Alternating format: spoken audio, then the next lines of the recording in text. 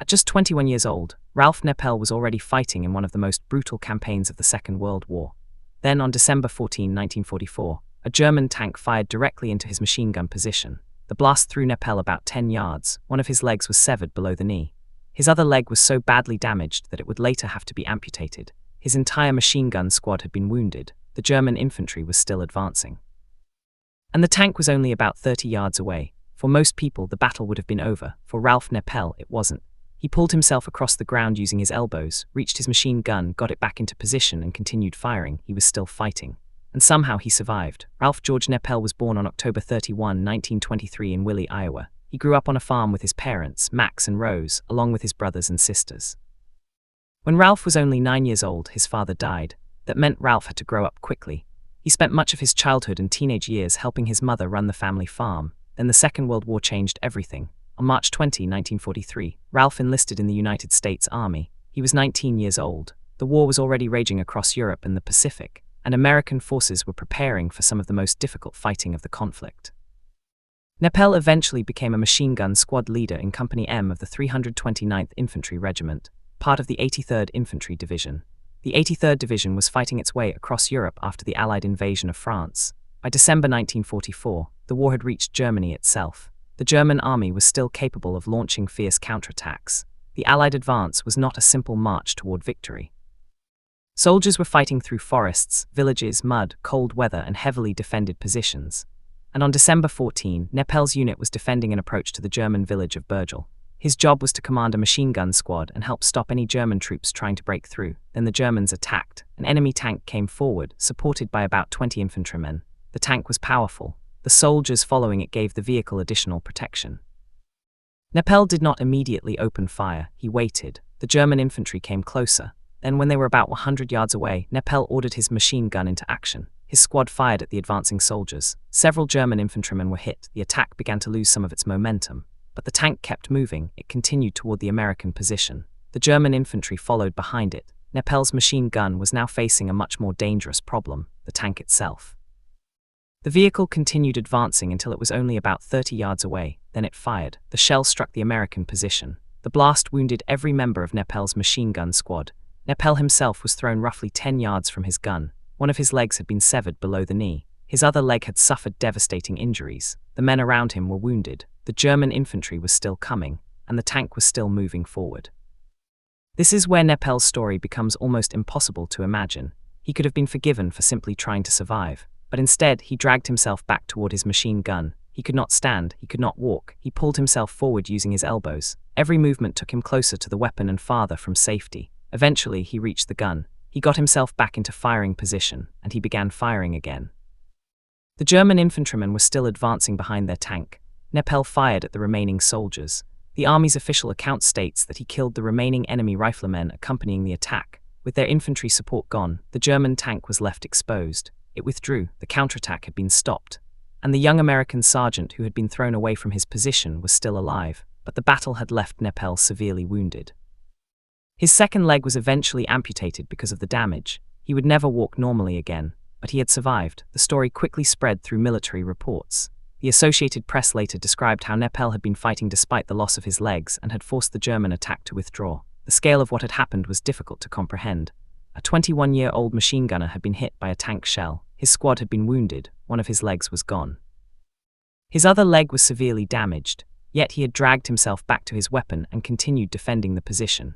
His actions were recognized with America's highest military decoration for valor, the Medal of Honor, but there is an important detail that sometimes gets lost when stories like this are retold. Neppel did not walk away from the battle untouched. He paid an enormous physical price. He spent a long time in military hospitals recovering from his wounds.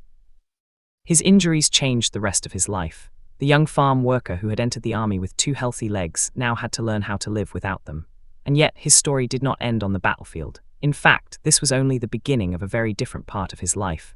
Neppel eventually returned to the United States. He spent time recovering in military hospitals, including McCloskey General Hospital in Texas. Doctors and rehabilitation specialists worked with him as he adjusted to life as a double amputee. His physical recovery was one challenge, but there was another challenge waiting for him. He had to return to a civilian world that had continued without him. Before the war, Ralph Neppel had been a young farmer. He had worked on his family's land in Iowa. Now he was a decorated veteran who had lost both legs, but Nepel did not present himself as some larger-than-life superhero. When journalists called him a hero, he reportedly responded with characteristic modesty. He was simply glad to be alive. That attitude became part of his story.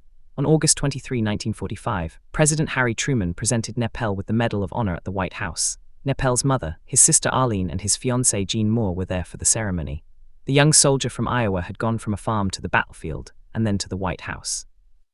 But the medal could not change what had happened to his body. He still had to learn how to live with the injuries, and he had to figure out what came next. The war had taken his legs. It had also changed the direction of his life. For many wounded soldiers, returning home meant confronting a new reality. They had to learn new ways of moving. They had to adapt to prosthetic limbs. They had to find work. They had to rebuild relationships.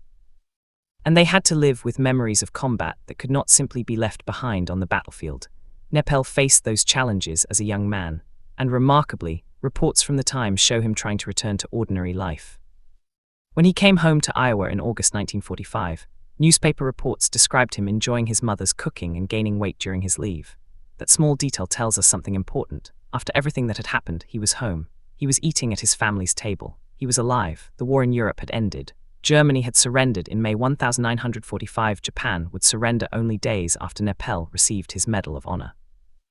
The enormous conflict that had shaped his early adulthood was finally coming to an end, but Nepel still had decades ahead of him. He eventually returned to civilian life. He continued to be remembered by the military community and by people in Iowa. His Medal of Honor became part of his identity, but it did not define every part of his life. That is easy to forget.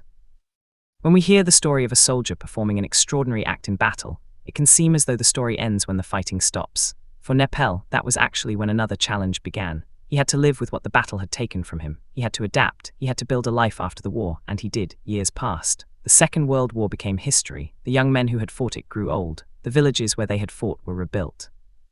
But Nepel's action at Burgel remained recorded in the official history of the Medal of Honor.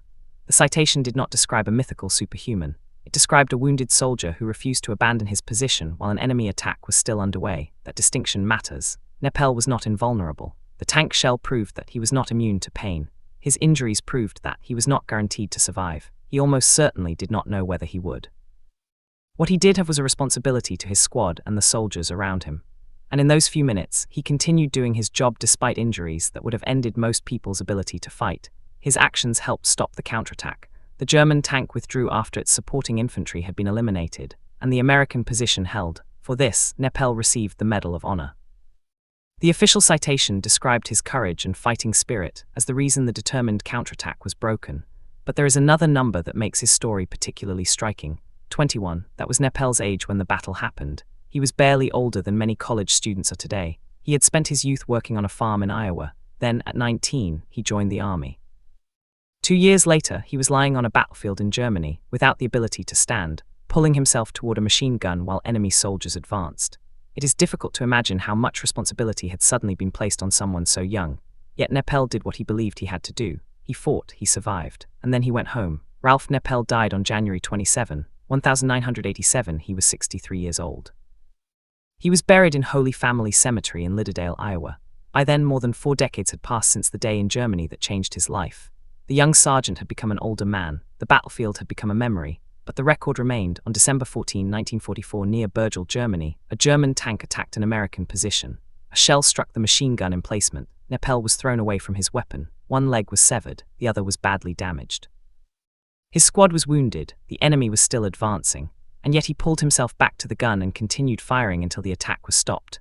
There is something important about the way this story is remembered. It is tempting to focus only on the impossible image of a soldier without legs still fighting. But Ralph Nepel's life was bigger than that moment. He was a son, he was a farm worker, he was a young man who entered the army during a world war, he was a wounded veteran. He was a Medal of Honor recipient, and he was someone who had to build a new life after losing both legs. The battle made him famous, but surviving the years afterward required something different. It required patience, adaptation, and the willingness to keep going when life no longer looked anything like it had before. Nepel once went into battle with a machine gun and 2 working legs. He came out of that battle with neither, but the most important thing he brought home was his life. On that December afternoon, the tank had every advantage. It had armor, it had firepower, it had infantry moving behind it. Nepel had a machine gun, a wounded squad, and almost no time then the tank fired. Everything changed, yet the attack still failed, not because Nepel was untouched. He was severely wounded, not because he was stronger than the tank. He wasn't. The difference was that when his position was hit, he refused to stop defending it. He pulled himself back to his weapon. And he kept fighting. Years later, the battlefield was far away. The machine gun was gone. The tank was gone. The war was over. But Ralph Nepel remained. A young Iowa farm boy had entered the war. A 21-year-old soldier had survived a devastating battlefield injury. And an older veteran eventually looked back on a moment that had changed everything. He had lost both legs, but he had not lost his life.